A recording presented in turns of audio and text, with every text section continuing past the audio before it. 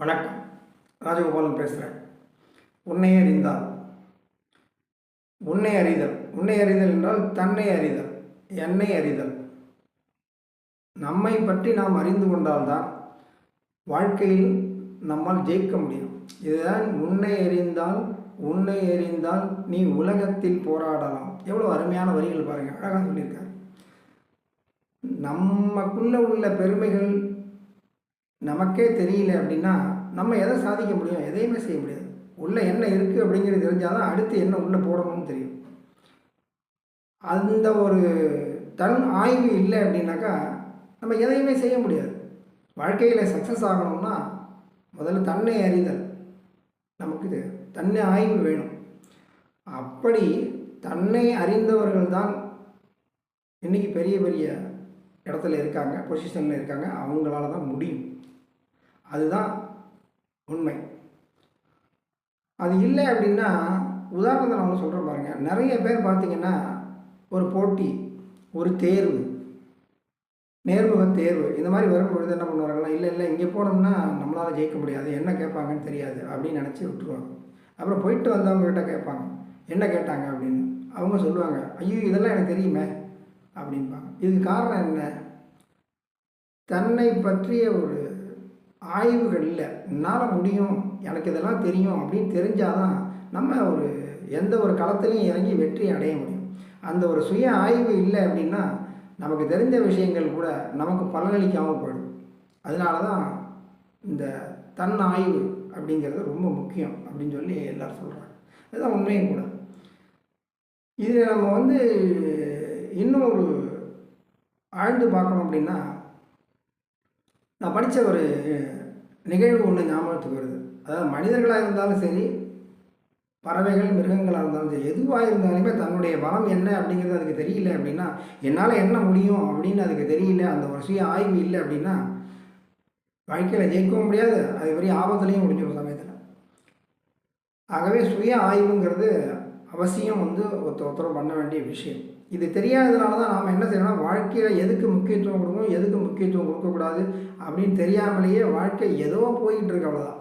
அப்படி இல்லை. அந்த ஆய்வு, சுய ஆய்வு நடத்தியாச்சுன்னா வாழ்க்கை ஒரு நேராக போகிறதுக்கு, ஒரு நேர்கொண்ட பாதையில் போகிறதுக்கு நல்ல ஒரு வழிகாட்டுதலாக இருக்கும்.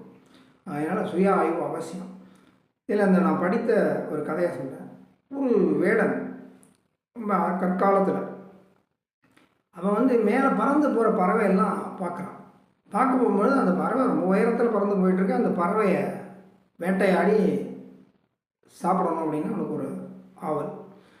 ஆனால் அவனுக்கு எந்த ஆயுதமுமே கிடையாது, கற்காலத்தில் உள்ளவன். அப்படி இருக்கும்போது அவன் என்ன செய்கிறான்னா, கொஞ்சம் தூரம் போகிறான். போகும்போது ஒரு கொடி படர்ந்துருக்கு. அந்த கொடியை கட் பண்ணிட்டு அந்த இலைகளெல்லாம் எடுத்துட்டு ஒரு 2 மரத்துக்கு இடையில் ஒரு கொடி மாதிரி கட்டுறான். கட்டிட்டு அந்த கொடிக்கு கீழே அந்த மையப்பகுதியில் அந்த பறவைக்கான உணவுகளை கீழே போட்டுட்டு போயிடுறான். கொஞ்ச நேரத்தில் அந்த பறவை கூட்டம் வரிசையாக மேலே நமக்கு பறந்து போய்கிட்டே இருக்குது. போகும்போது அந்த பறவைகளோட ஒரு குணம் என்னன்னு கேட்டால், அது மேலே பறந்து போகும்பொழுதே நமக்கான இறை எங்கேயாவது இருக்காங்கிறது பார்வை அப்படி தேடிக்கிட்டே இருக்கும். அப்படி அந்த மாதிரி பார்க்கும்பொழுது அந்த பறவை மேலே இருந்து அந்த வேடன் போட்ட இறை அந்த பறவையினுடைய கண்ணில் படுது. அப்போ அந்த பறவை என்ன பண்ணுதுன்னா, அந்த இடத்துக்கு போய் இந்த இறையை சாப்பிடணும் அப்படின்னா முதல்ல அந்த இடம் நமக்கு சேஃபான பிளேஸான்னு பார்க்குறதுக்கு முதல்ல ஒரு இடத்துல அமர்ந்து பார்க்குறதுக்காக ஒரு இடத்த தேடும். அப்படி தேடும் பொழுது அந்த வேடன் கட்டின கொடி தான் அந்த பறவையினுடைய கண்ணில் படுது.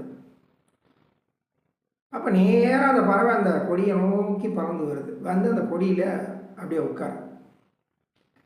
உட்கார்ந்தோடனே பறவையினுடைய கால் அமைப்பு அந்த கொடியை எவ்வளோ இறுக்கி பிடிச்சாலும் நேராக உட்கார முடியல. அப்படி தலைகீழே அப்படி தொங்க ஆரம்பிச்சிருக்கு. தலைகீழே தொங்கினோடனே அந்த பறவைக்கு ஒரு பயம் என்னென்னா, புடியை விட்டால் நம்ம கீழே விழுந்துருவோம் அப்படின்ட்டு இறுக்கி பிடிச்சிக்கிட்டு ரெக்கையை அடிச்சுக்கிட்டே இருக்கு. புடியை விட்டால் பறந்துடலாம் அப்படிங்கிறது அதுக்கு தெரியல. பறக்க முடியும், ஆனால் அதுக்கு தெரியல. ஆனால் அந்த வேடன் இந்த பறவையால் பறக்க முடியும், ஆனால் இது பறக்காது அப்படிங்கிறத அவன் தெரிஞ்சு வச்சுருக்கான். அதனால் எந்த விதமான ஒரு ஆயுதமும் இல்லாமல் அவன் கேஷுவலாக அவன் வேலையெல்லாம் முடிச்சுட்டு அங்கேயிருந்து நடந்து வர்றான். அவன் வர்றதை அந்த பறவை பார்க்குது. அப்போ கூட அந்த புடியை இறுக்கி பிடிச்சிக்கிட்டு ரெக்கையை அடிச்சுக்கிட்டே இருக்குது.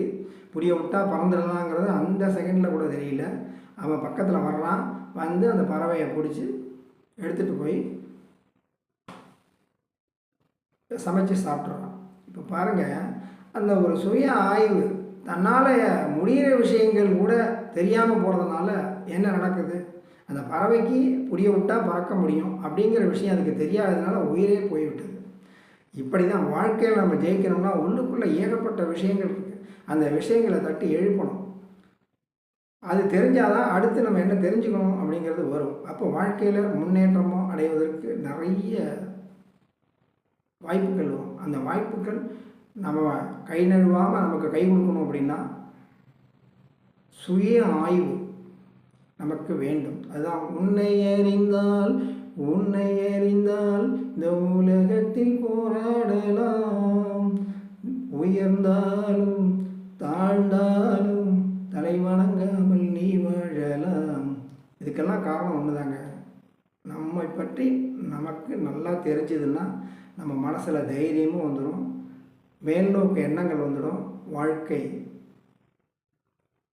ஒளிமயமாக இருக்கும் என்று சொல்லி பார்ட் 2ல் இன்னொரு விஷயத்தை பற்றி பேசுவோம். நன்றி, வணக்கம்.